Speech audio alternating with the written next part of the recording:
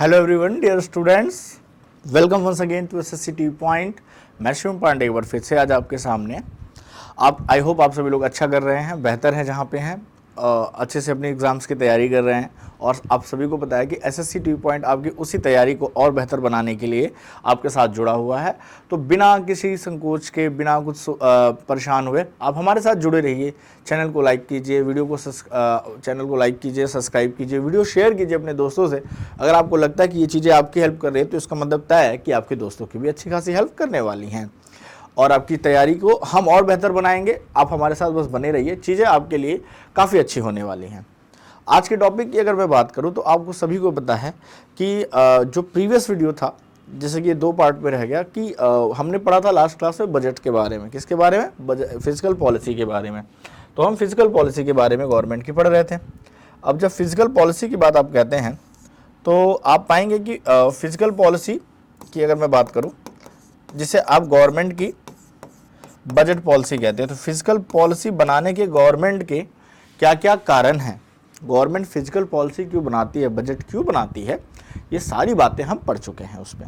ठीक है, हमने गवर्नमेंट की इनकम और एक्सपेंडिचर के बारे में भी बात की थी कि गवर्नमेंट की इनकम कहाँ से होती है, कमाई कहाँ से होती है, जिसे आप कहते हो कि कमाई कहाँ से होती है, और एक्सपेंडिचर हमने खर्च के बारे में भी बात कर ली थी।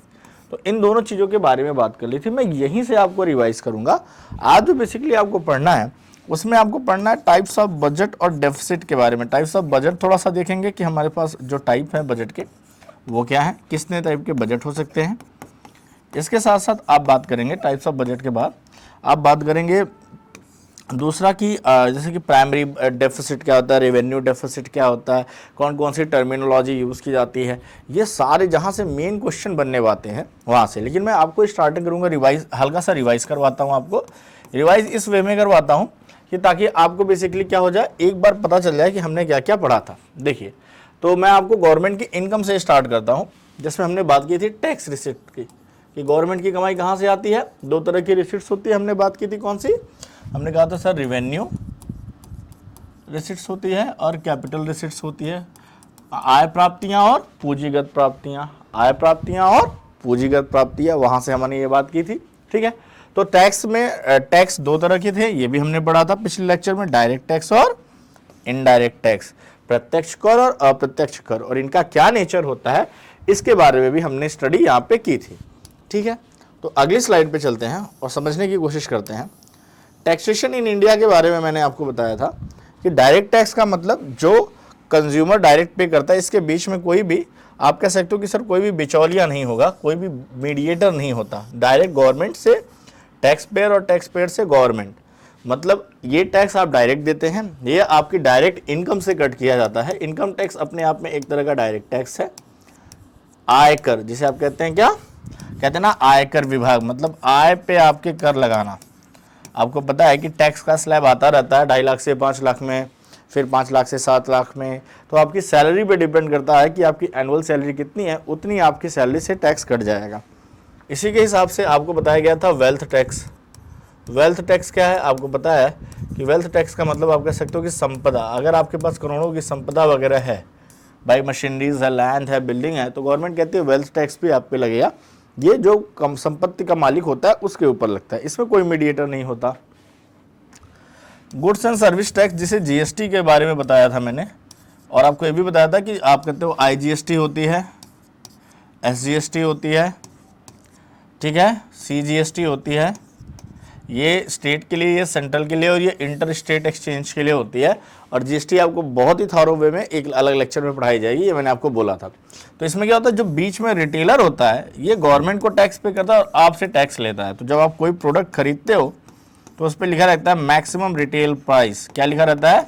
Maximum retail price inclusive all tax, inclusive all tax, अधिकतम खुदरा मूल्य सभी करों को जोड़ते हुए।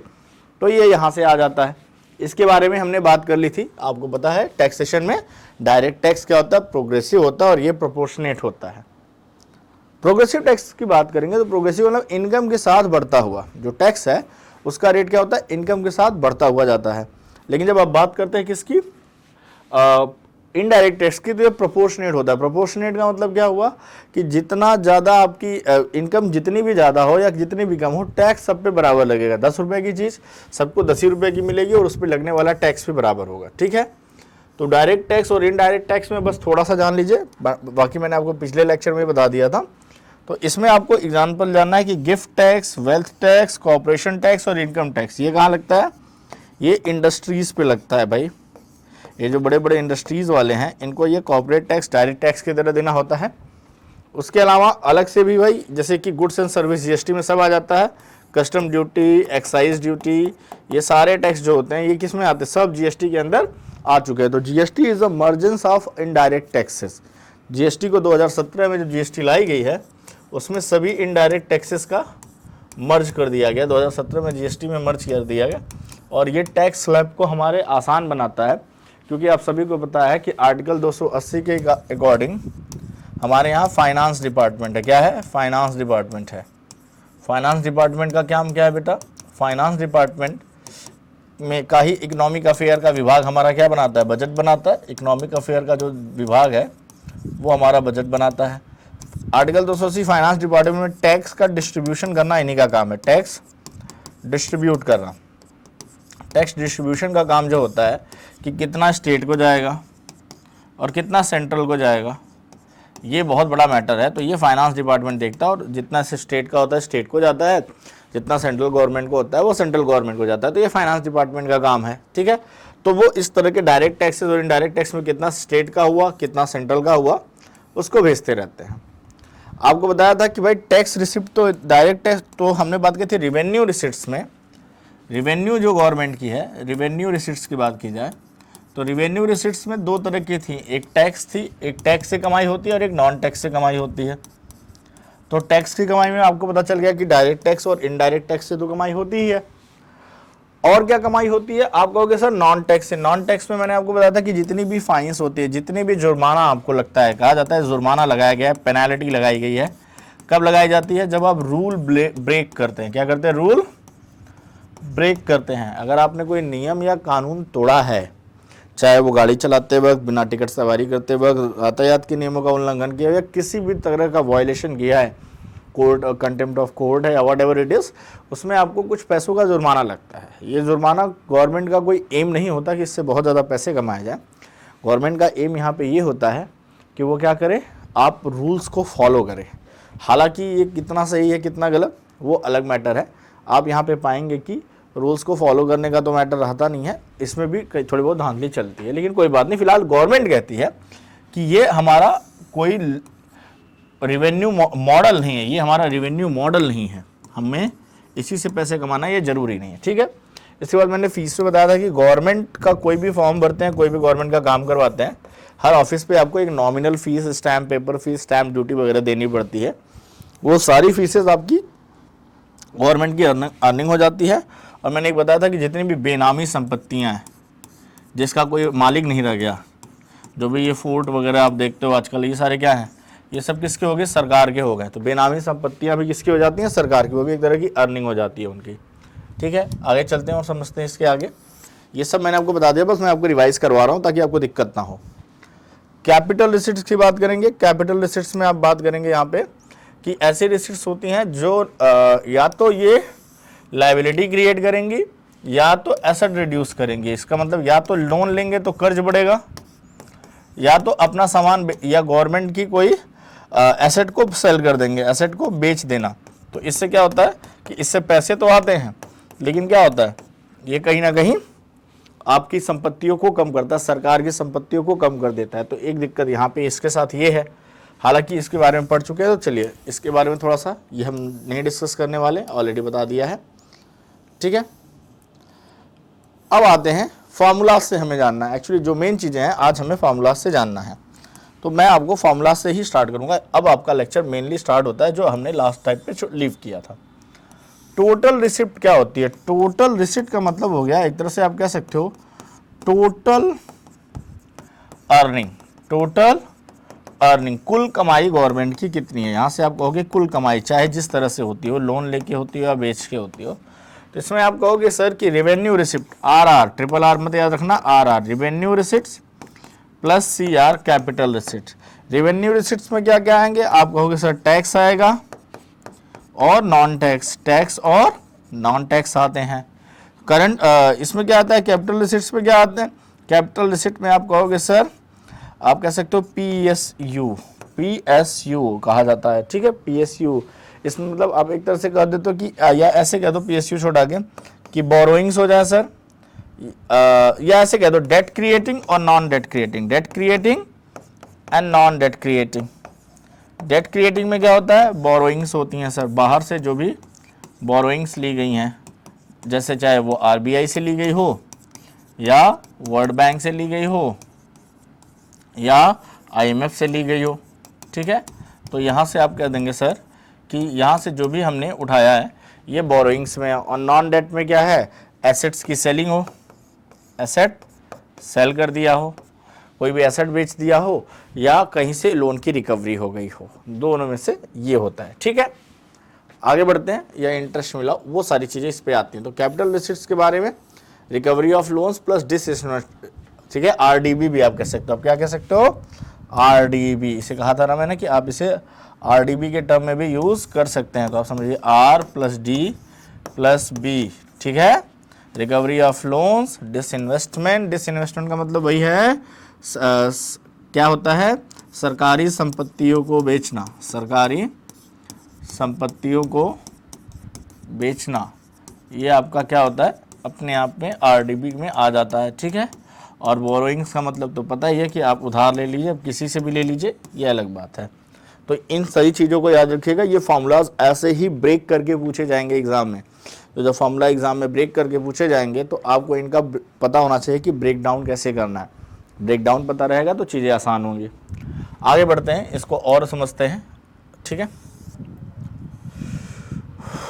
वेट, फिर हमने ये तो अर्निंग कर ली थी, गवर्नमेंट की क्या थी, ये अर्निंग थी। थोड़ा सा एक्सपेंडिचर जान लीजिए भाई, दो तरह के होते हैं, रिवेन्यू एक्सपेंडिचर होते हैं और कैपिटल एक्सपेंडिचर होते हैं। जितने भी रिवेन्यू एक्सपेंडिचर होंगे और कैपिटल, ये रिवाइज में करवा रहा हूँ, याद रखिएगा। रिवेन्यू एक्सपेंडिचर में मैंने आपको बताया था कि जो ना ही एसेट क्रिएट करते हैं ना ही रिडक्शन करते हैं लायबिलिटी का, इससे ना कोई सरकार की जिम्मेदारी कम होती है ना कोई मशीन बिल्डिंग बोलते हैं, ये हमारे रेगुलर एक्सपेंसेस हैं। कैसे हैं, और रेगुलर एक्सपेंसेस, रेगुलर एक्सपेंसेस, इसका मतलब क्या हुआ, रेगुलर एक्सपेंसेस का मतलब, रेगुलर एक्सपेंसेस से ये पता चला कि ये डेली के खर्च हैं। इसमें भाई गवर्नमेंट को चाहे ओल्ड एज पेंशन देनी हो, सब्सिडी देनी हो, scholarship, salaries to the government employ, ये एक एक चीज़ आपकी मैंने ऑलरेडी बता दी है आपको। तो यहाँ पे बस ऐसे नाम याद रखना है, वेजेस बिल है, गवर्नमेंट का टैक्स कलेक्शन में जो खर्चा है, ये सारी की सारी क्या है, कहीं ना कहीं ये सारी की सारी गवर्नमेंट के डेली के खर्चे हैं। इसको गवर्नमेंट इग्नोर नहीं कर सकती, इग्नोर करना मुश्किल है क्योंकि सरकार कैसे चलेगी, बस इसको थोड़ा सा रिड्यूस किया जा सकता है। कुछ डिपार्टमेंट में गवर्नमेंट तंगी के टाइम में अपने खर्चों को थोड़ा कम कर सकती है, ये पॉसिबिलिटीज़ है, ठीक है। तो गवर्नमेंट अपने खर्चे कम कर सकती है। कैपिटल एक्सपेंडिचर का आपको सीधी बात पता है कि कैपिटल एक्सपेंडिचर में जो गवर्नमेंट ने बोरोइंग्स ली थी, अगर उस लोन को ही पे कर देती है, क्या कर देती है, उस लोन को ही पे कर देती है, तो हम कहेंगे कि सर ये क्या है, एक तरह का कैपिटल एक्सपेंडिचर है। लेकिन अगर उस लोन पे इंटरेस्ट पे करती है, ये मैंने आपको बहुत अच्छे से समझाया था कि अगर वो लोन पे इंटरेस्ट पे करती है तो वो किस तरह का एक्सपेंडिचर है, वो एक्सपेंडिचर आपका हो जाता है रिवेन्यू एक्सपेंडिचर। तो डिपेंड करता है कि आप क्या कर रहे हैं, उस पर डिपेंड करता है। Difference between revenue and capital expenditure, ये कैपिटल रिसिट्स, ये आपको बताया था मैंने, एक बार फिर से देख लीजिए कि क्या है। These are the expenditure of the government which do not lead any creation of assets. इसमें क्या है भाई कि ना एसेट क्रिएट करती है ना लायबिलिटी क्रिएट करती हैं। रिकरिंग इन नेचर का मतलब कि कंपलसरी हैं थोड़ी भाई, ये कंपलसरी हैं चलाने के लिए, ठीक है।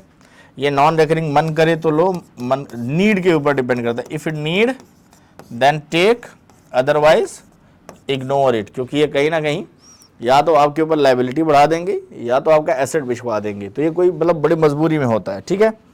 तो एक तरह से आपको एक फॉर्मूला याद रखिए कि रिवेन्यू एक्सपेंडिचर क्या होता है भाई। आप कहते हैं कि सर रिवेन्यू एक्सपेंडिचर जो होता है ये आपका बेसिकली रेगुलर एक्सपेंसेस होते हैं, हमारी ज़्यादा से ज़्यादा ज़रूरत की चीज़ें के होते हैं। हम आते हैं यहाँ से, चलिए अब समझते हैं इन चीज़ों को। बाकी का चीज़ें आपको रिवाइज हो गई। रिवाइज होने से आपको ये चीज़ मतलब आइडिया लग गया होगा। अगर आपने पिछला वीडियो देखा होगा तो आपको ये आइडिया लग गया होगा कि ये चीज़ें क्या हैं, कैसे हैं, इनको किस तरह से मर्ज किया गया है और किस तरह से बजट का फॉर्मेशन किया जाता है। वो एक 1 आवर का वीडियो है, उसको आप ध्यान से देखिएगा तो चीज़ें आपके लिए ज़्यादा आसान रहेंगी। आगे आते हैं। अब बजट कितने तरह का होता है भाई? किसी के यहाँ भी एक तरह का बैलेंस बजट आप कह सकते हो, इसी को कुछ लोग जीरो सम बजट भी कह देते हैं। तो कंफ्यूज नहीं होना है कि बैलेंस या जीरो सम बजट क्या होता है। ठीक है, बैलेंस बजट या इक्विलिब्रियम बजट या जीरो सम बजट का ऐसा सिचुएशन होता है कि टोटल इनकम, ठीक है, या आप इसे ऐसे कह दो TR, total revenue is equal to total expenditure. जितनी कमाई है उतना ही खर्च है। क्या है? जितनी कमाई है उतना ही खर्च है। इसे आप क्या कहेंगे? बैलेंस बजट कहेंगे। जैसे कि जब 2019 का बजट, अभी ये 2023 का जब बजट आया, जो किसने शो किया? निर्मला सीतारमन जी ने। तो ऑपोजिशन ने क्या कहा? ऑपोजिशन ने कहा it is a zero sum budget. अब समझिए जीरो सम बजट कहने का मतलब क्या है? क्या गलत है अगर जीरो सम बजट हो? जितनी कमाई की है उतनी खर्चे किए तो क्या गलत है? लगभग में यही तो करना चाहिए किसी भी सरकार को, या कोई भी अपने घर का बजट बनाता हो। उसका मेन एम क्या होता है कि जितना पैसा कमाए उसमें से खर्च करें, लगभग में थोड़ी सी सेविंग्स भी कर लें। या तो सरकार ने अगर इनके हिसाब से जीरो सम बजट है तो कोई दिक्कत नहीं ना, जितना कमाया उतना खर्च किया। लेकिन सरकारों से ये उम्मीद की जाती है कि वो कंट्री की प्रोग्रेस करे। कंट्री की प्रोग्रेस, जितनी कमाई है उतने खर्चे से आपकी प्रोग्रेस नहीं होने वाली। उसके लिए आपको ज़्यादा कमाने के प्रोसीजर करने पड़ेंगे। उसके लिए आपको क्या करना है? बाहर से पैसा अच्छा खासा उठाना पड़ता है। उस पैसे को उठा के आप इन्वेस्ट करते हो, अच्छा खासा इंफ्रास्ट्रक्चर डेवलप करते हो आने वाली फ्यूचर जनरेशन के लिए, जिससे फ्यूचर में कमाई हो। उस टाइम आप उससे पैसा उठाए तो आपको उसका ब्याज भरना है। आप ब्याज भर रहे हो, कोई बात नहीं। ब्याज भरने के साथ साथ आप पाएंगे कि जो हमारा इंफ्रास्ट्रक्चर डेवलप हुआ है वो बाद में हमें अच्छी अर्निंग करके देगा। तो बाद में आप उससे कमाएं। जैसे गवर्नमेंट हाईवेज बनवाती है, फिर हाईवेज पे क्या लगाती है? टोल टैक्स लगाती है, और पूरे रोड की कॉस्ट टोल टैक्स से वसूल ली जाती है। ठीक है, लेकिन उस टाइम हाईवे बनाने के लिए पैसा लगा। उस टाइम पैसे की नीड थी, क्योंकि हाईवे बनता नहीं तो टोल टैक्स आसा कहाँ से? तो उस टाइम इन्वेस्टमेंट गवर्नमेंट ने बाहर से पैसे लगा के वर्ल्ड बैंक से खर्च कर दिए, हाईवे बन गया। अगले 20 सालों में गवर्नमेंट उससे कमा रही है। आने वाली जितनी भी गवर्नमेंट होंगी, किसी की भी होगी, वो टोल टैक्स तो लेगी, टैक्स में कोई भी कंसेशन नहीं करने वाली। तो अर्निंग तो बढ़ रही है ना बेटा।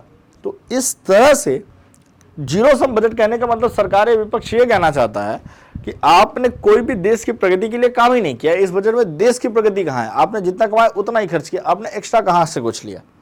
आपने इसमें क्या एक्स्ट्रा एफर्ट लगाया, समझाइए हमें। इसमें देश का विकास, कोई इंफ्रास्ट्रक्चर डेवलप, किसी एक पर्टिकुलर पब्लिक सेक्टर या प्राइवेट सेक्टर को आप डेवलप करना चाहते हो। जैसे आजकल की सरकारों पे आरोप लगता है कि ये एक बिजनेस ओरिएंटेड सरकार है, तो कहीं ना कहीं उनको बजट में ये कहना चाहते हैं कि भाई इस बजट में जो आपने बजट की पॉलिसियां बताती हैं, तो ऐसे किसी के कहने पे आप ना जाइए। आप एनालिसिस कीजिए कि अब बजट पढ़ने के बाद कि बजट की पॉलिसी क्या है। क्या ये आम पब्लिक के लिए है? क्या इसमें आम पब्लिक को राहत है, या किसी पर्टिकुलर सेक्टर पे ज़्यादा फोकस किया गया, बजट दिया गया है?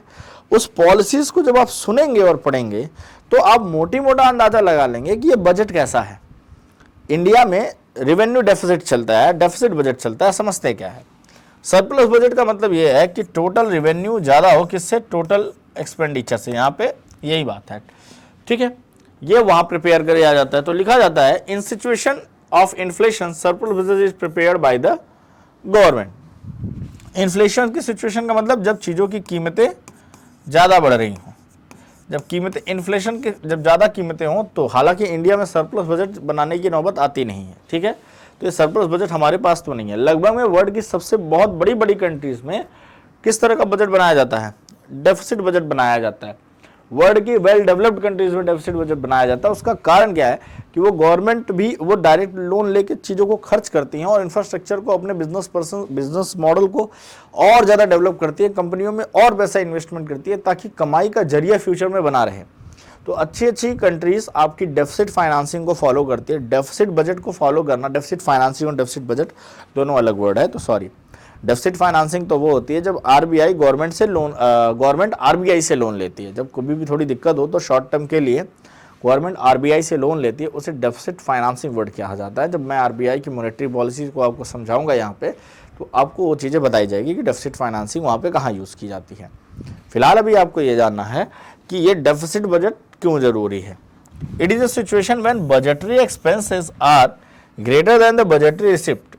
It is a situation of deflation. ये मंदी के टाइम पे है भाई, थोड़ी सी मार्केट में क्या हो, मंदी हो। Deficit budget is prepared by the government. हमारे यहाँ 1998 से यही प्रोसेस चल रहा है, या 1992 से भी कह सकते हैं। तो ये फाइनेंसिंग जो हमारे यहाँ है ये कब से चल रही है, 1998 से हमारे यहाँ डेफिसिट बजट फॉलो किया जाता है। बजटरी डेफिसिट का मतलब आपको समझ में आ गया है कि क्या होता है, जब टोटल इनकम जो है टोटल एक्सपेंडिचर से कम हो, टोटल एक्सपेंडिचर से कम हो, तो उसे आप कहते हैं डेफिसिट बजट। ठीक है। डेफिसिट फाइनेंसिंग की बात की जाए तो आप कह सकते हैं कि the gap is deficit financing में generating funds finance with the deficit which result from the excess of expenditure over revenue. तो डेफिसिट वर्ड का मतलब ही समझ लीजिए, इसे हमारे यहाँ कहा जाता है घाटे की अर्थव्यवस्था। क्या कहा जाता है बेटा, घाटे की अर्थव्यवस्था। ओके, इसे कहते हैं घाटे की अर्थव्यवस्था। हम समझते थे घाटे की अर्थव्यवस्था क्यों है भाई, क्या हमारे यहाँ इतनी इनकम नहीं है, हम घाटे की अर्थव्यवस्था बनाते ही क्यों हैं। घाटे की अर्थव्यवस्था में क्या होता है, सरकार मंदी का दौर है, लोगों के जेबों में भाई इनकम चाहती है, जो लोगों के जेब में मनी रहे, लोग हैप्पी रहें और लोगों के पास एम्प्लॉयमेंट जैसी प्रॉब्लम्स ना आए। एम्प्लॉयमेंट इंक्रीज करने के लिए गवर्नमेंट क्या बनाती है, डेफिसिट फाइनेंसिंग। डेफिसिट फाइनेंसिंग दिखाता है कि गवर्नमेंट कितनी अच्छी है, पब्लिक के लिए कितना सोच रही है बाहर से पैसा। हालांकि ये पैसे बाद में जाके आपको पे करने हैं, विथ इंटरेस्ट पे करने हैं, लेकिन अगर आपने अच्छे जगह इंफ्रास्ट्रक्चर में फिल किया है पैसा, तो ये मान के चलिए कि ये पैसा आपका रिटर्न हो जाएगा अगले 20-30 सालों में। क्योंकि आप कोई बिजनेस भी करते हैं तो उस टाइम वहाँ पे पैसा लगाते हैं ना, बाद में उसको अलग तरीके से देखते हैं। तो चलिए अब समझते हैं इनको बहुत अच्छे तरीके से। पूछा जाता है कि बजटरी डेफिसिट आर 3 टाइप्स, पूछा जाता है। यहां से क्वेश्चन एग्जाम में बहुत ज्यादा आते हैं। बजट में यहां से जब भी क्वेश्चन पूछा जाता है बच्चे का दिमाग घूम जाता है। चलो भाई उसने रिवेन्यू रिसिप्ट पढ़ लिया, कैपिटल रिसिप्ट पढ़ लिया, ये समझ लिया कि टोटल रिवेन्यू क्या होता है, टोटल एक्सपेंडिचर क्या होता है। लेकिन जब बार बार डेफिसिट बजट की बात आती है, बजट के टाइप्स की बात आती है डेफिसिट बजट में, तो पहले तो याद जानना बजटरी डेफिसिट का मतलब क्या है। बजटरी डेफिसिट का सिंपल सा मतलब है टोटल रिसिप्ट और टोटल एक्सपेंडिचर में दिक्कत आई है। ठीक है। बजटरी डेफिसिट का क्या मतलब है कि टोटल इनकम और टोटल इनकम रेवेन्यू और टोटल एक्सपेंडिचर में गैप आया है। ठीक है। ये आरबीआई के थ्रू गवर्नमेंट की रिस्पॉन्सिबिलिटी भी दिखाता है कि मतलब कहीं ना कहीं आरबीआई से गवर्नमेंट ने कुछ पैसे उठाए हैं। फिर आता है फिजिकल डेफिसिट। तो देखिएगा फिजिकल डेफिसिट, रेवेन्यू डेफिसिट और प्राइमरी डेफिसिट, ये आनेगा। बजटरी डेफिसिट आपको समझ में आ गया होगा। अब रेवेन्यू डेफिसिट की अगर आप बात करेंगे तो आप केवल बात करेंगे रेवेन्यू, टोटल रेवेन्यू रिसिट की। किसकी बात करेंगे आप, रेवेन्यू रिसिट्स की बात करेंगे। किसकी बात करेंगे, रेवेन्यू रिसिट्स की और रेवेन्यू एक्सपेंडिचर की। चलिए अब ध्यान से समझिए, अच्छे से समझिएगा। रेवेन्यू डेफिसिट किसकी बात करेगा, रेवेन्यू डेफिसिट बात में हम बात करेंगे रेवेन्यू रिसिट्स की, ओके, और रेवेन्यू एक्सपेंडिचर की। किसकी, रेवेन्यू एक्सपेंडिचर की। अब याद रखिए रेवेन्यू रिसिट्स में क्या था भाई, आपने पढ़ा था कि सर टैक्स और नॉन टैक्स से आने वाली जो इनकम है वो किसका पार्ट है, रेवेन्यू रिसिट्स का पार्ट है। ठीक है, आपको याद होगा।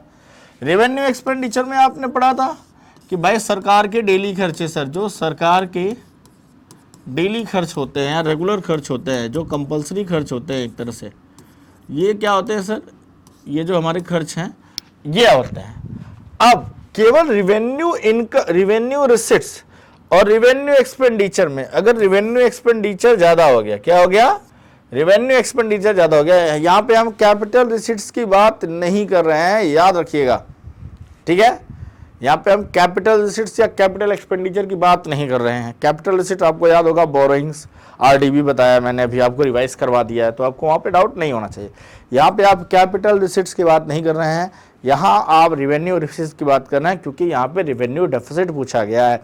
मतलब सरकार की डेली रेगुलर इनकम और रेगुलर खर्चों में क्या बात है, क्योंकि एक बाहर से इनकम होती है और एक जब गवर्नमेंट को एक्स्ट्रा इंफ्रास्ट्रक्चर बनाना होता है तो एक्स्ट्रा पैसे वो बाजार से उठाती है, मार्केट से, आरबीआई से लेके वर्ल्ड बैंक से उठाती है।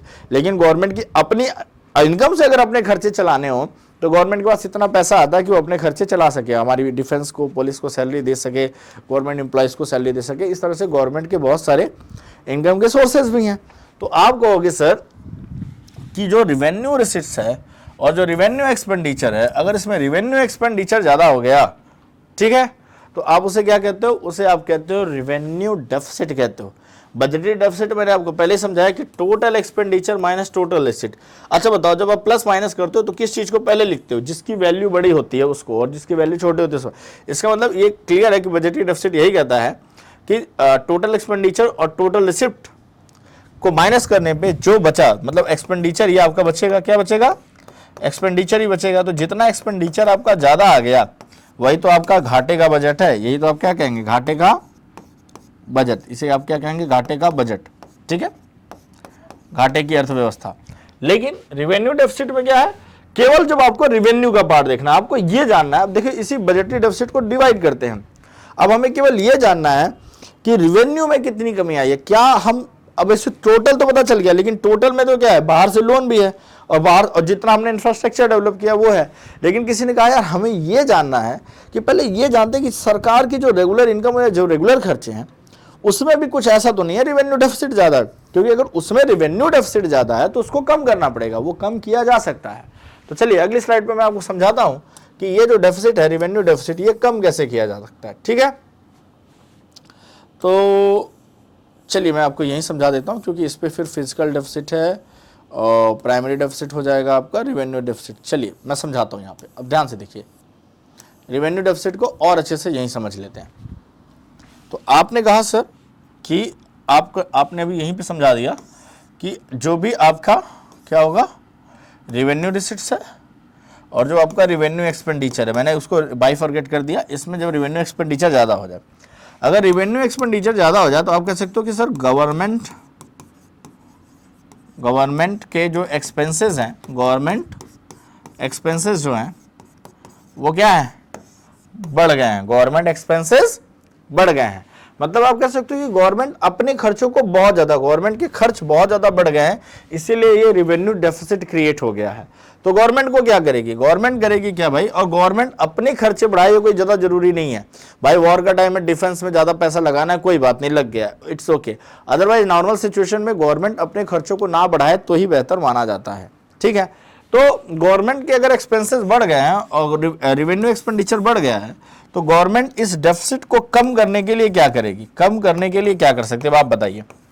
अगर आपके खर्च बढ़ गए हैं, आपके खर्च, सीधी लैंग्वेज में खर्च बढ़ गए हैं, चाहे गवर्नमेंट को या मेरे हो, आपके रेगुलर खर्चे बढ़ गए हैं, तो आप उसको, और आपकी रेगुलर इनकम कम है तो उसको कैसे कम करोगे। तो दो ऑप्शन है, या तो अपने गवर्नमेंट अपने एक्सपेंसेस को रिड्यूस कर दे, क्या कर दे बेटा, रिड्यूस कर दे। आप कहोगे सर अपने डेली के खर्चों में कमी लाए, कमी लाने के लिए क्या कर सकती है, गवर्नमेंट सब्सिडी हटा सकती है, क्या कर देगी, सब्सिडी को हटाएगी। कहीं भाई सब्सिडी नहीं होना चाहिए, हम किसी भी तरह की अब सब्सिडी आपको नहीं देंगे, क्योंकि सब्सिडी में गवर्नमेंट अपनी जेब से पैसा डालती है।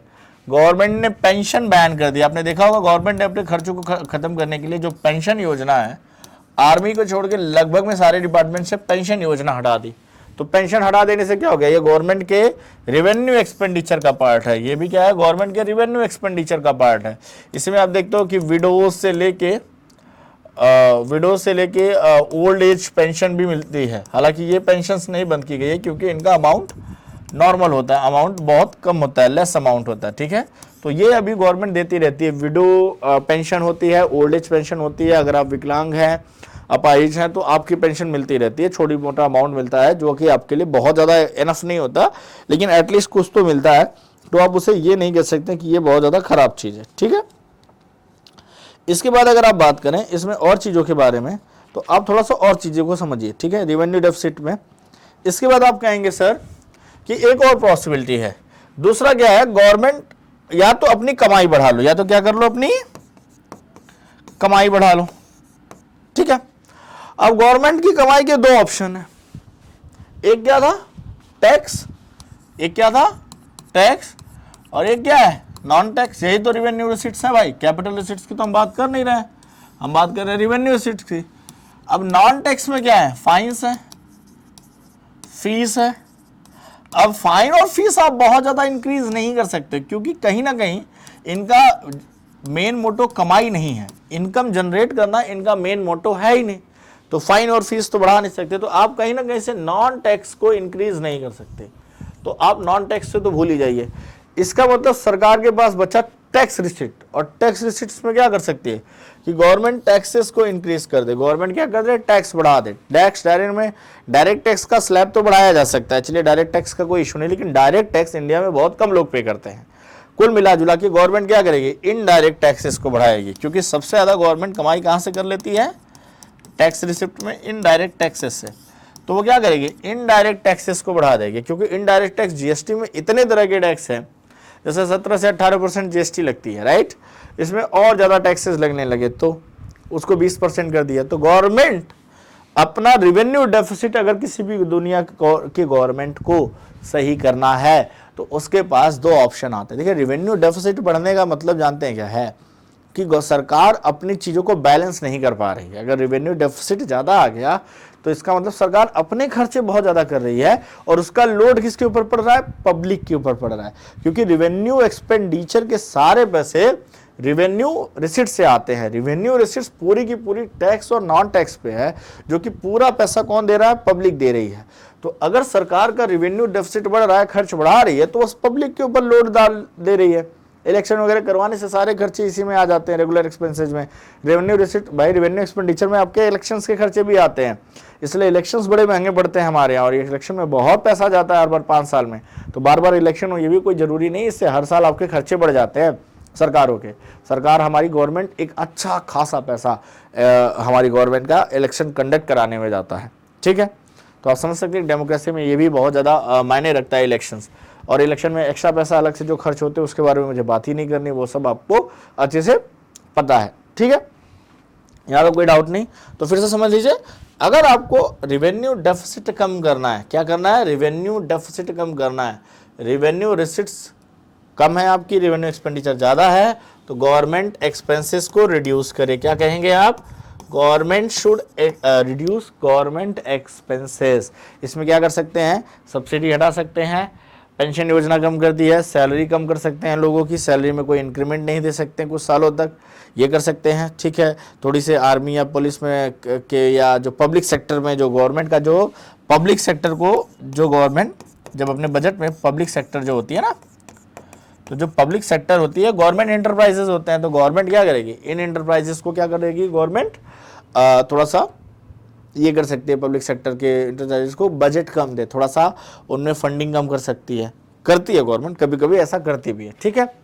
क्योंकि और अगर दूसरा एक ऑप्शन होता है कि अगर कोई भी बहुत ज़्यादा घाटे में जा रहा है पब्लिक एंटरप्राइजेस, तो उसका प्राइवेटाइजेशन करते हैं। हालांकि जैसे वो प्राइवेटाइजेशन करती है उससे आई हुई इनकम कहीं भी रेवेन्यू रिसिट्स में नहीं आती, रेवेन्यू डेफिसिट का पार्ट नहीं होती, क्योंकि जब एसेट्स की सेलिंग होती है तो किस में आ जाती है, कैपिटल रिसिट्स में आ जाती है। लेकिन उससे क्या होता है कि फिर वो डिपार्टमेंट पे लगातार खर्चा नहीं करना पड़ेगा, ठीक है। रेवेन्यू डेफिसिट में आपको बहुत अच्छे से समझा दिया गया, यहाँ से क्वेश्चन आते हैं, क्योंकि क्वेश्चन आते हैं इसलिए मैंने आपको इसको पूरा एक्सप्लेन कर दिया कि क्या घटा सकती है सरकार। क्वेश्चन ऐसे आएगा कि during the revenue deficit government should, option रहेगा increase the taxes, decrease the taxes, increase the government expenses, reduce the government expenses, A and B, A and C ऐसे मिक्स रहेगा। तो आपका क्या ऑप्शन आएगा कि reduce the government expenses कर सकते हैं या increase the taxes, दो में से एक ऑप्शन है। बेस्ट ऑप्शन गवर्नमेंट के पास क्या होता है, टैक्स इंक्रीज करने पे पब्लिक भड़क जाती है, तो गवर्नमेंट का बेस्ट ऑप्शन क्या है कि अपने खर्चे कम करती है, सरकार अपने डेली के खर्चे में कमी लाती है रेवेन्यू डेफिसिट को कम करने के लिए। चलिए अगला बात करते हैं, फिजिकल डेफिसिट क्या है भाई, क्योंकि पूरा ना पूरा चैप्टर जो आपका टॉपिक स्टार्ट हुआ था ये कहीं ना कहीं फिजिकल पॉलिसी के नाम पे स्टार्ट हुआ था। तो फिजिकल डेफिसिट से पहले आता क्या है, पहले समझिए इम्प्लीकेशन ऑफ फिजिकल डेफिसिट क्या है। फिजिकल डेफिसिट की फॉर्मूले की बात करें तो फिजिकल डेफिसिट का फॉर्मूला लगभग में आपका डेफिसिट बजट की तरह ही होता है, ठीक है। तो हम पहले बात करते हैं कि फिजिकल डेफिसिट क्या होता है। और इसमें क्या ऐड किया जाता है, ओके। रेवेन्यू डेफिसिट में भाई ये भी जान लीजिए कि ग्रांट वगैरह का जो देना होता है, जो गवर्नमेंट ग्रांट वगैरह उठा के देती है, ग्रांट्स कम कर सकती है। रेवेन्यू डेफिसिट को कम करने के लिए ग्रांट का पैसा मतलब उधार नहीं होता, एक बार दे दिया तो वापस नहीं, तो गवर्नमेंट ग्रांट्स देना बंद कर सकती है स्टेट गवर्नमेंट को, या अदर कंट्रीज़ को जो ग्रांट्स देती थी, एक्स्ट्रा पैसे देती थी, मदद करती थी, वो ग्रांट्स देना भी बंद कर सकती है। तो चलिए इम्प्लीफिकेशन ऑफ फिजिकल डेफिसिट की बात करेंगे। तो greater physical deficit, greater borrowings bye the government.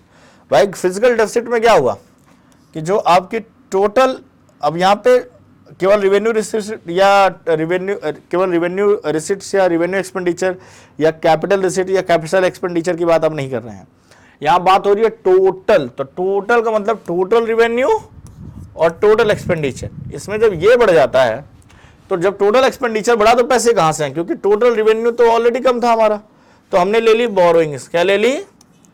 Borrowings ले ली। बोरोइंग्स ले ली मतलब सरकार ने अच्छा खासा कर्ज लिया है बाहर से, जिसके ऊपर हमें अच्छा खासा इंटरेस्ट पे करना है। ये गवर्नमेंट कब लेती है इसके बारे में आपको बता चुका हूं। तो greater physical deficit implies greater borrowing bye the government, जो कि आने वाली सरकारों के लिए एक तरह का लाइबिलिटी क्रिएट करती है। It causes inflation. Government borrowings include borrowing from the RBI.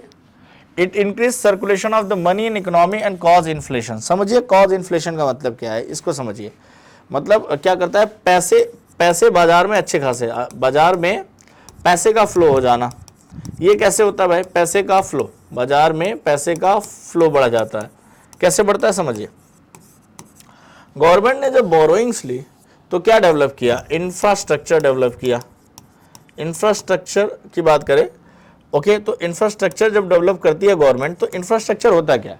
Infrastructure की अगर आप बात करें तो भाई रोड बनाई, बिल्डिंग्स बनाई, प्राइवेट कंपनियों को ब्रिज बनवाएं, हॉस्पिटल्स बनवाएं, प्राइवेट कंपनियां खुली, बाहर की कंपनियों ने आके इन्वेस्टमेंट किया और रोजगार बढ़ा। उससे क्या बढ़ेगा?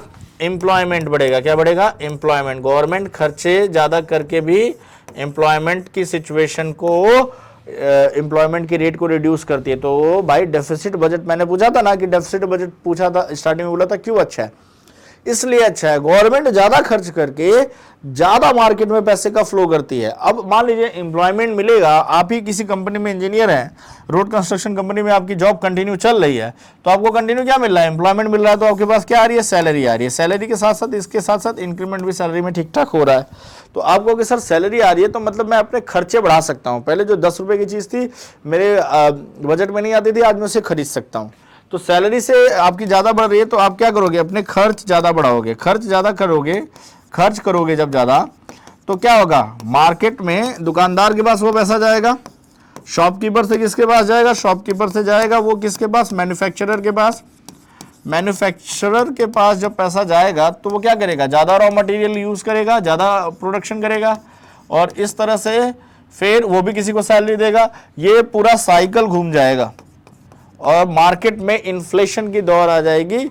मार्केट में पैसे का प्रवाह बढ़ जाएगा, सबके पास पैसे हो जाएंगे। एक लिमिट तक इन्फ्लेशन अच्छा माना जाता है। याद रखिए, इन्फ्लेशन हमेशा वर्ड गलत नहीं होता। थोड़ा बहुत इन्फ्लेशन मार्केट में होना चाहिए, नहीं तो इकोनॉमी का फ्लो घट जाएगा और फिर आप डिफ्लेशन की तरफ बढ़ जाएंगे, ठीक है।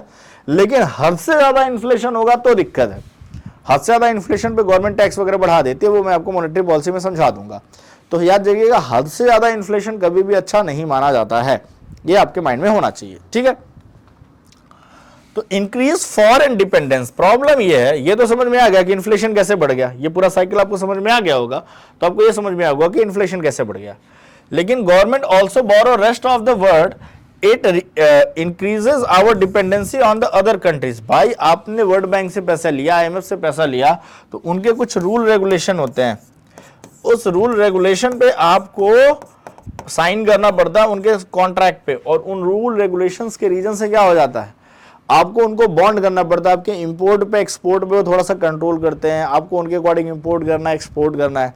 तो आप समझ सकते हैं कि आप जब किसी से पैसे लेते हैं तो वो आपके साथ कई सारे बॉन्ड साइन करवा लेते हैं, और इससे हमारी फॉरेन करेंसी पे डिपेंडेंसी बढ़ जाती है, और फिर हमें हमारा फॉरेन एक्सचेंज रिजर्व जो है, जो डॉलर का है, इसको मेंटेन करके रखना पड़ता है। क्योंकि कहीं ना कहीं जब आप इसका इंटरेस्ट पे कर रहे हो, मेन अमाउंट तो हम पे करते नहीं, इंटरेस्ट पे करते हैं, तो जो आप इंटरेस्ट इसका पे कर रहे हो वो डॉलर में ही करना है आपको, ठीक है, आपको इंटरेस्ट डॉलर में ही पे करना है।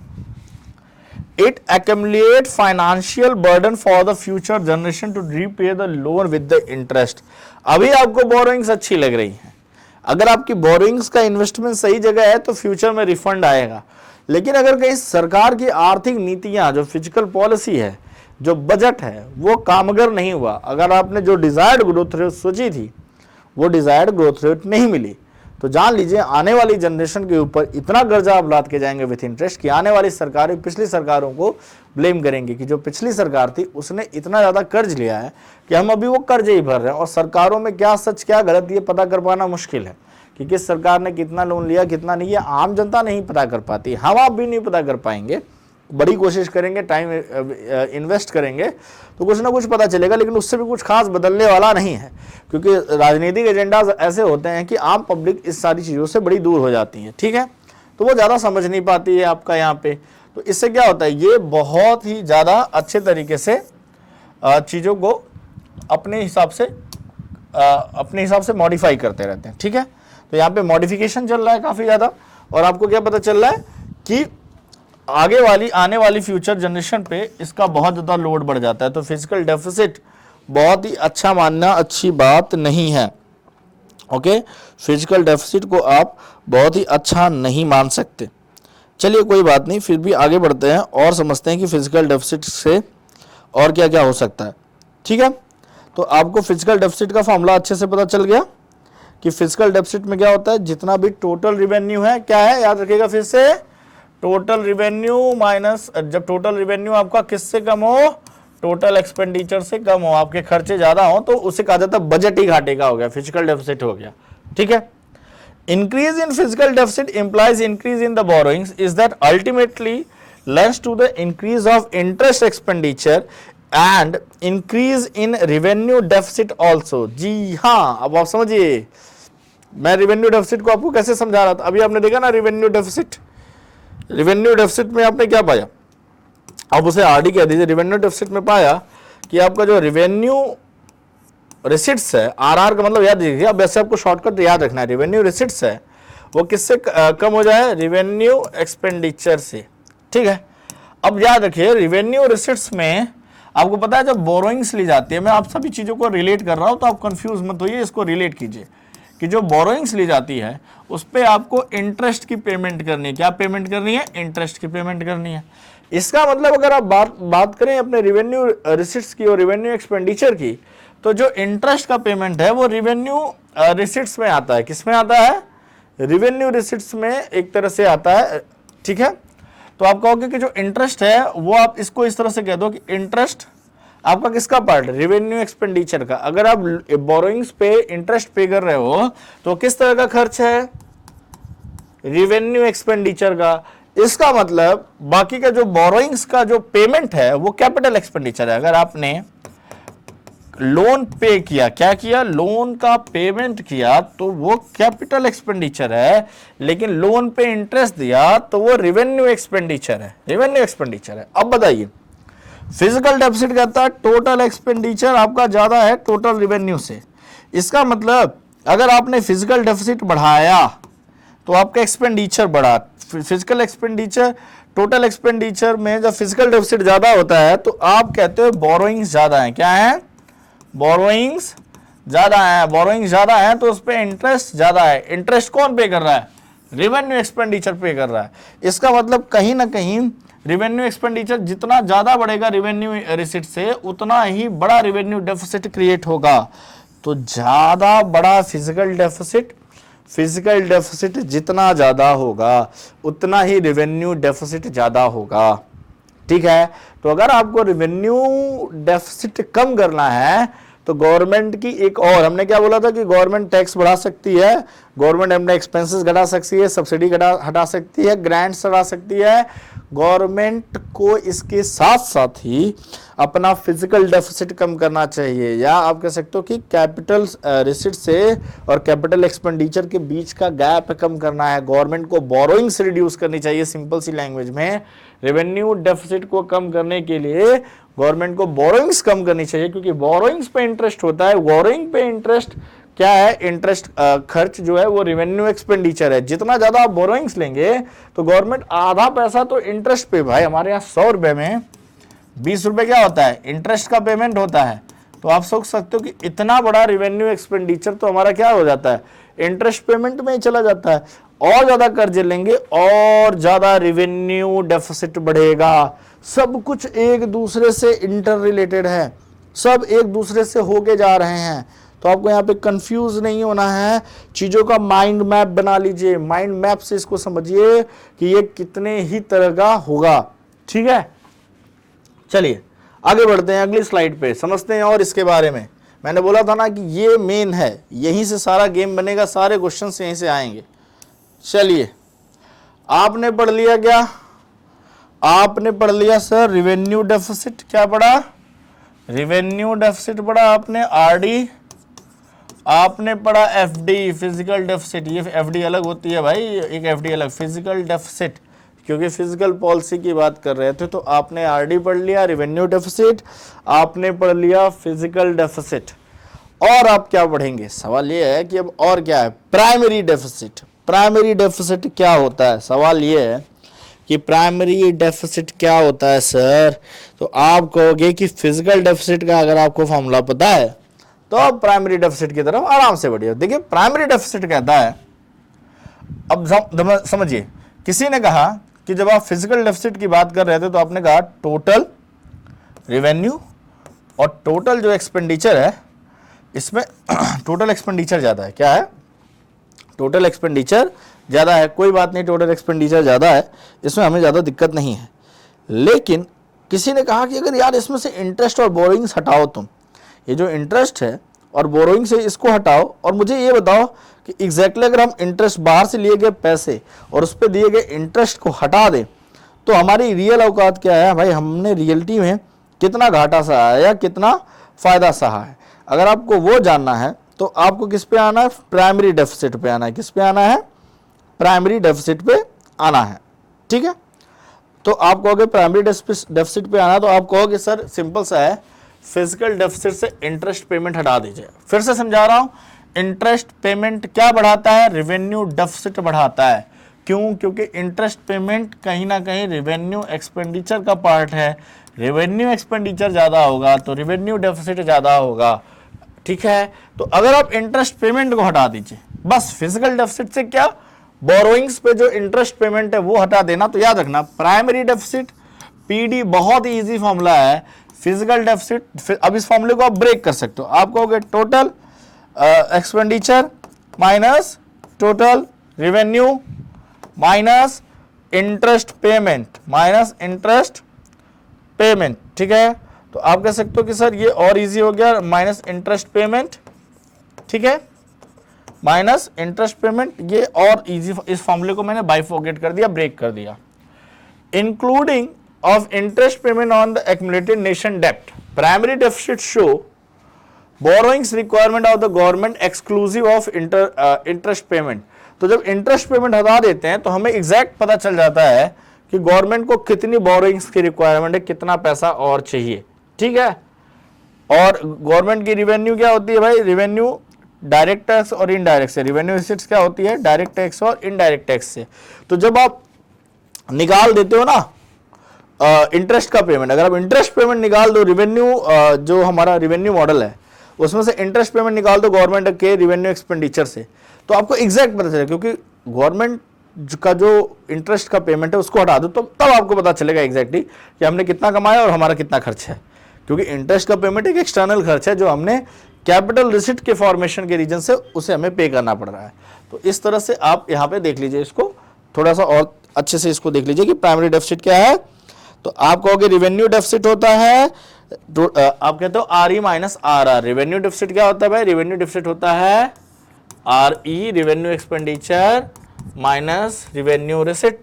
इसमें कोई दिक्कत नहीं। इसके बाद आपने कहा एफडी क्या होता है, एफडी होता है total expenditure minus total receipts. ठीक है, लेकिन अगर आप इसी पे आप क्या कर दो, इसको और तरह से लिख सकते हो। आप कह सकते हो कि सर मैं कह दूं फिजिकल डेफिसिट को मैं और भी कह सकता हूं, फिजिकल डेफिसिट को और क्या कह सकता हूं, total expenditure minus revenue receipts, आप ऐसे कर दो माइनस रिवेन्यू रिसिट्स और उसके आगे क्या लिख दो, minus capital receipt, revenue receipt minus capital receipts excluding, ऐसे पूछा जाता है, एक्सक्लूडिंग बोरोइंग्स, एक्सक्लूडिंग आप क्या कहोगे, बोरोइंग्स, क्योंकि कहां पे, अब फॉर्मूले को देखो, ठीक है। तो आप कहोगे फिजिकल डेफिसिट को आप इस तरह से भी लिख सकते हो, ठीक है। तो ये, हालांकि ये फॉर्मूला आपको याद करने की जरूरत नहीं है, फिजिकल डेफिसिट का आप सीधे याद रखिएगा कि टोटल एक्सपेंडिचर जब टोटल रेवेन्यू से ज्यादा हो जाता है, ठीक है। अब समझते हैं प्राइमरी डेफिसिट क्या होता है। तो प्राइमरी डेफिसिट का सिंपल सा फॉर्मूला आप कहोगे FD minus interest, FD minus interest, ठीक है। तो आप एफडी माइनस इंटरेस्ट कर दो, बात खत्म, ठीक है। एफडी माइनस इंटरेस्ट कर दो, यहां पे बात खत्म हो जाती है। तो चलिए, आपने आज सभी तरह के डेफिसिट के बारे में जान लिया। इस लेक्चर के साथ आपकी फिजिकल पॉलिसी से पूछे जाने वाले सारे क्वेश्चंस आपके यहाँ पे मर्ज हो गए। इस लेक्चर में आपको पिछले लेक्चर को भी मर्ज किया गया अच्छे खासे तरीके से, ताकि आपको सारी चीज़ें रिलेट हों। और अब आपको इसके बाद कभी भी इसमें डाउट नहीं होगा कि प्राइमरी डेफिसिट क्या होता है, रेवेन्यू डेफिसिट क्या होता है, फिजिकल डेफिसिट क्या होता है। इन सारी चीज़ों के बारे में आपको बहुत ज़्यादा प्रॉब्लम्स नहीं होने वाली हैं, ठीक है। तो आपने प्राइमरी डेफिसिट, फिजिकल डेफिसिट जान लिया। फिजिकल डेफिसिट को अगर आप और ज़्यादा ब्रेक करना चाहते हो, ठीक है, फिजिकल डेफिसिट होता क्या है भाई, आप कहते हो physical deficit is equal to the borrowings of the government, ठीक है। याद रखिएगा, फिजिकल डेफिसिट को अगर आप थोड़ा सा जानना चाहते हो तो इसको एक बार और लिख लो, क्योंकि यहाँ पे मुझे लगता है थोड़ा सा और एक्सप्लेन कर दूँ आपको फिजिकल डेफिसिट, वहाँ से एक दो टर्म्स और पूछे जाते हैं। याद रखिएगा, फिजिकल डेफिसिट के लिए जब आप कहते हो तो फिजिकल डेफिसिट का आप क्या लिखते हो, आप कहते हो फिजिकल डेफिसिट को आप लिख सकते हो कि total expenditure minus total receipts, total expenditure minus total receipts other than borrowing. क्या कहोगे, total expenditure, total expenditure minus total receipts other than borrowings, other than borrowings, ठीक है। तो बोरोइंग्स को ऐड नहीं करते फिजिकल डेफिसिट में। प्राइमरी डेफिसिट और फिजिकल डेफिसिट में यही है। बजटरी डेफिसिट में आपने क्या कहा था कि total expenditure over total revenue, मतलब जितना खर्चा है उसमें से टोटल इनकम माइनस कर दो। तो आपने कहा था सर यही तो लगभग में आप फिजिकल डेफिसिट में लिख रहे हो। नहीं, बजटरी डेफिसिट और फिजिकल डेफिसिट में यही डिफरेंस है। क्या है, इसमें बोरोइंग को एक्सक्लूड कर देते हैं। क्या कर देते हैं, यही फॉर्मूला होता है टी माइनस टी आर। इसमें से अगर आप बोरोइंग एक्सक्लूड कर दें तो वो क्या हो जाएगा, फिजिकल डेफिसिट हो जाएगा। वो क्या हो जाएगा, फिजिकल डेफिसिट हो जाएगा, ठीक है। और जब इसी फिजिकल डेफिसिट में से आप इंटरेस्ट पेमेंट हटाओ, क्या निकाल दो, इंटरेस्ट, ठीक है। आप इसे ऐसे कह दो कि एफ डी माइनस इंटरेस्ट, ठीक है, इंटरेस्ट निकाल दो तो सारी बात आ जाती है फिजिकल, आपका क्या बन जाता है, ये प्राइमरी डेफिसिट बन जाता है, पीडी बन जाता है। तो इन चीज़ों को इंटर रिलेट कीजिए, अच्छे से समझिए, आपको दिक्कत नहीं होगी। एक लास्ट रिवीजन मैं आपको दे देता हूँ, क्विकली रिवाइज कर देता हूँ सारी चीज़ों को एक स्लाइड पे, उसके बाद आप आराम से समझ सकते हैं कि चीज़ें क्या थी और आपका लेक्चर यहाँ फिनिश माना जाएगा। तो समझिए इसको कैसे करना है। मैं एक सारे से पहले आप कहोगे BD, बजटरी डेफिसिट कहता है टोटल आपका जो एक्सपेंडिचर है और टोटल रेवेन्यू माइनस कर दो। ये क्या बन गया, बजटरी डेफिसिट, कोई बात नहीं। रेवेन्यू डेफिसिट आपसे क्या कहता है, रेवेन्यू डेफिसिट कहता है कि रेवेन्यू एक्सपेंडिचर रेवेन्यू रिसिट से कम से माइनस कर दो तो आ जाता है। सब में देखिए एक्सपेंडिचर ज़्यादा है। फिर आता है आपका FD, फिजिकल डेफिसिट।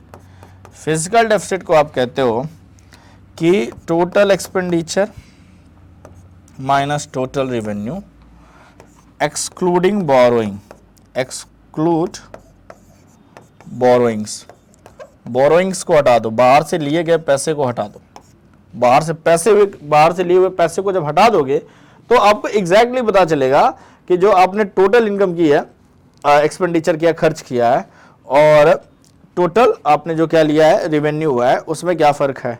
और उसके बाद आता है पीडी, क्या आता है, प्राइमरी डेफिसिट। क्या आता है, प्राइमरी डेफिसिट। प्राइमरी डेफिसिट कहता है आपका जो फिस्कल डेफिसिट है उसमें से क्या माइनस कर दो, इंटरेस्ट का पेमेंट माइनस कर दो। क्या माइनस कर दो, इंटरेस्ट माइनस कर दो।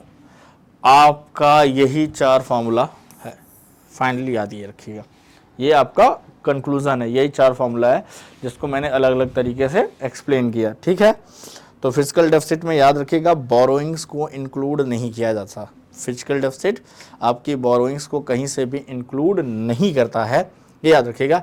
इसी के साथ आपकी जो फिजिकल पॉलिसी है, फिजिकल पॉलिसी और इसके जो टाइप्स ऑफ बजट्स बनाए थे, कितने तरह के बजट्स हो सकते हैं और कितने भी तरह के डेफिसिट हो सकते हैं, कितने भी तरह के डेफिसिट पॉसिबिलिटीज़ है, डेफिसिट, ये सारी की सारी चीज़ें यहाँ पे आपकी क्लियर हो गई इस लेक्चर के साथ।